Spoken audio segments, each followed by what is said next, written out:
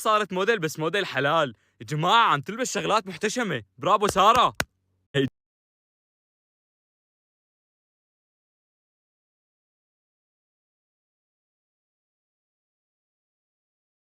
አሰላሙ አሌይኩም ወራህመቱላሂ ወበረካቱ። ክርስቲያን ወገኖቼ ሰላም ብያለሁ። እንዴት ናችሁ? እኔ ያለው አልሐምዱሊላህ መይሙ ሸቃሊት ነኝ። ዛሬም በአዲስ ቪዲዮ መጥቻለሁ። አብራችሁኝ ቆዩ። ለቻናሉም አዲስ ከሆናችሁ ላይክ፣ ሰብስክራይብ በማድረግ ቤተሰቡ ነው። ዛሬ እንጀራ እየበላሁ ነው የማወራችሁና አብረን እንብላ። እስከ መጨረሻው ቪዲዮውን እዩት።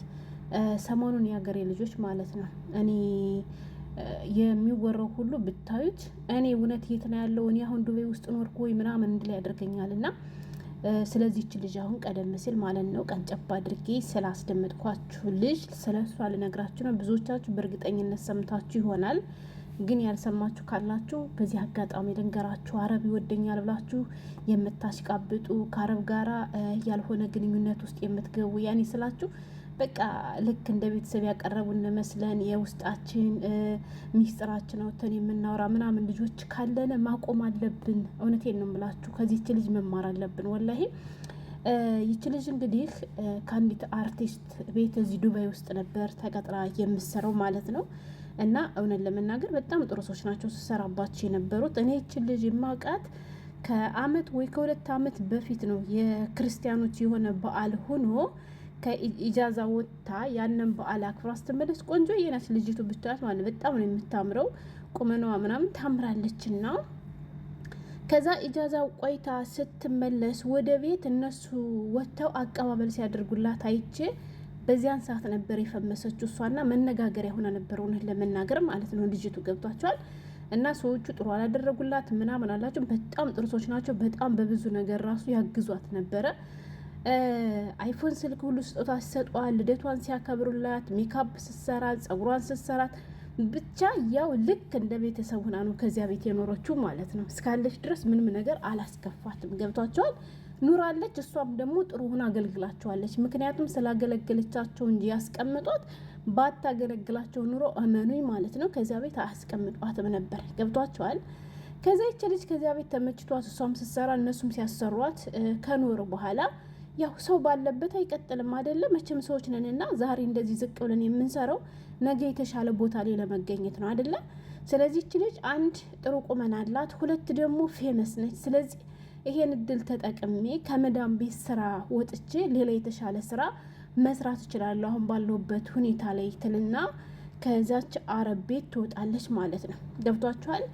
ከዛች ቤት ትወጣና ልጅቷ እየተገባለች ዱባይ ውስጥ እንግዲህ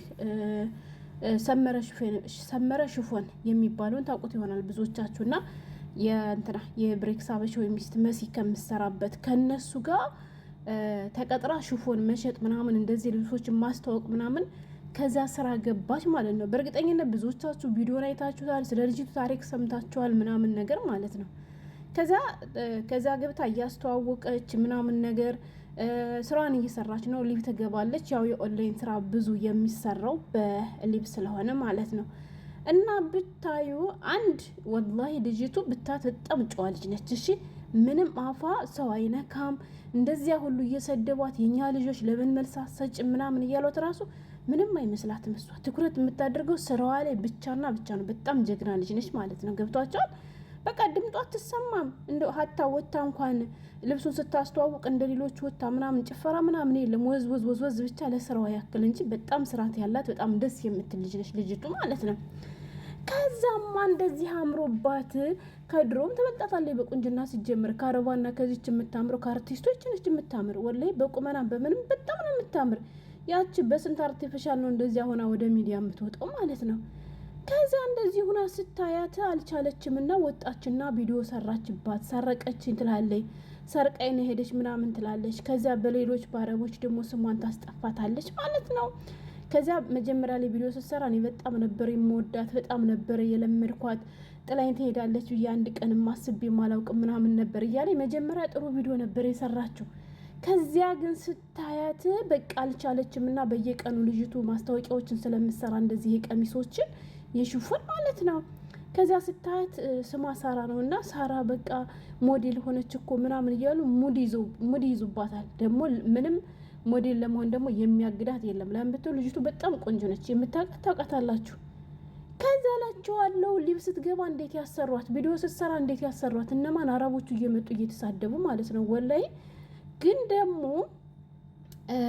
ትክክለኛ የሰው ማንነት የሚያውቁ ትክክለኛ ሰው የሆኑ ሰዎች ገብተው ከራሷ ገዝት ላይ ራሱ ትናንትና አንዲት አረብ ስትናገር ሰምቻታለሁ። እና እሱ ምንድን ነው እስኪ ማን ነው እድሜ ልኩን ከሰው ቤት ተቀጥሮ እየሰራ ለምንድን ነው እማትተዋት ህይወቷን እንድትኖርበት ምናምን እያለች በጣም ብዙ በአረበኛ እየተናገረች ነበር ማለት ነው። እንዲሁ በዚህ ህይወቷ እንድትቀጥል ነው እንደምትፈልጉ እኮ ይሄ እኮ ያለ ነገር ነው። ከዚህም ብቻ ብዙ ነገር ስትል አንዳንዶቹ እንዳልኳችሁ ልደቷ ሆኖ ይመስለኛል የአይፎን ስልክ ስጦታ ስትሰጣት አይተው ነበርና ከዛ በኋላ ያንን አይፎን ስልክ ይዛ አሁን ቪዲዮ ሲሰሩ ሲያዩት ያነኛውን ስትሰጣት የነበረውን ቪዲዮና አሁን ደግሞ እሷ በአይፎን ስልኳ ይዛ ቪዲዮ ስትሰራ ሁለቱን እያቀነባበሩ ሽፉ ኬፍ ሳረት እያሉ ማለት ነው። በአረበኛ ሙዚቃ አቀነባብረው ይለቁባታል። ብታይ እሷን ለማሸማቀቅ የማያደርጉት ነገር የለም። እሱ ምንድነው ለምን ጥለሻት ወጣሽ?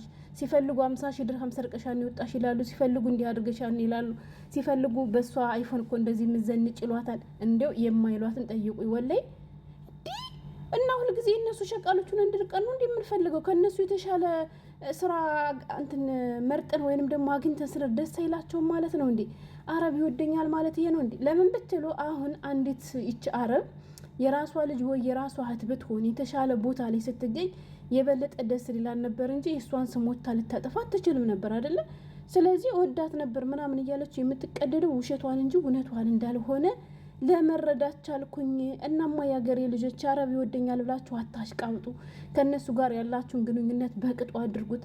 እነሱ እኛ ወደዱ ማለት እድሜ ልካችን ከነሱ ቤት እየተገረረ እንድንኖር ብቻና ብቻ ነው የሚፈልጉት። ወላይ በጣም ነው የገረመኝ። ልጅ በጣም ነው የምታሳዝነው። ለምን ብትሉ ስርዓት ያላት ቆንጅዬ ልጅ አፏ እንኳን እንደው በቃ አይደል ምንም ነገር የማትናገር ነች።